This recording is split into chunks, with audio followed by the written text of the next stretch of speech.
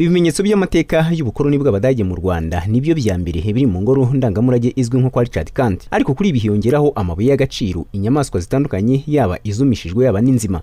Inzoka zo mu bwoko butandukanye ziboneka hano mu Rwanda nizo nyamaswa nyinshi nzima ziboneka muri iyi nzu yo kwa Richard Kandt. Bimwe muri byo byatangiye kwimurirwa i Karongi, nubwo haherewe ku nyamaswa zumye ngo n'inzima nazo zigomba kuzimurwa. Iyi nzu igasigaramo amateka y'ubukoloni bw'Abadage mu Rwanda gusa, ngo kuba abantu bazaga kuyisura nk'ingoro y'amateka bagasangamo inyamaswa ngo ntibyari bijyanye.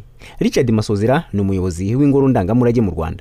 Ingoro zacu z'umurage turashaka yuko zizajya zimurikwamo ibintu bijyanye mu by'ukuri n'amateka y'izo nzu. Nk'aha ngaha kuri iyi ngoro twita kwa Richard Kandt, ubundi hari hasanzwe hamurikwamo ibintu by'ibice bitatu. Yego, hari amateka y'Abadage mu Rwanda, ariko harimo n'amateka y'ibintu bigaragara muri za parike zo mu Rwanda n'inyamaswa zo muri parike. Hakabamo n'amateka agaragaza amabuye y'agaciro cyangwa ubucukuzi mu Rwanda. Murumva rero ibyo ngibyo kuza mukabisanga cyangwa abashyitsi bakabisanga ahantu nk'aha ubundi habereye amateka y'Abadage tugasanga atari byo. Ubu rero hari icyemezo cyafashwe cy'uko ibyo byamurikwaga hano tubyimura. Ubu ngo hagiye kujyamo mize isa nkaho ari nshya yerekana ku buryo butomoye amateka y'ubukoloni by'umwihariko ubw'Abadage mu Rwanda, ndetse ngo n'amateka yihariye ya Richard Kandt wabaye muri iyi nzu.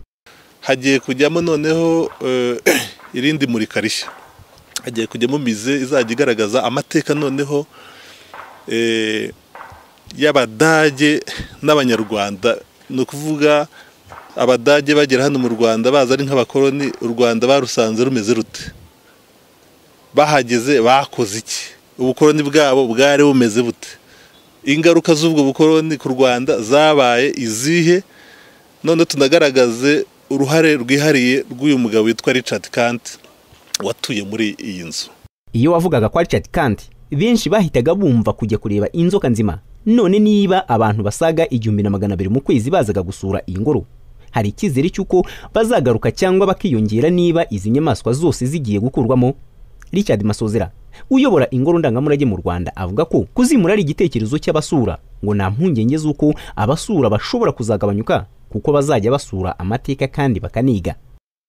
Tubikoze mu by'ukuri kubera ubusabe bw'abasura hano. Abasura hano iyo bahageze baza bazi ko baje kureba amateka y'Abadage mu Rwanda, ariko iyo bageze hano bakahabona ibindi. Ibi rero n'ubundi tubikoze kugira ngo tubihuze n'ibyo abasura bifuza.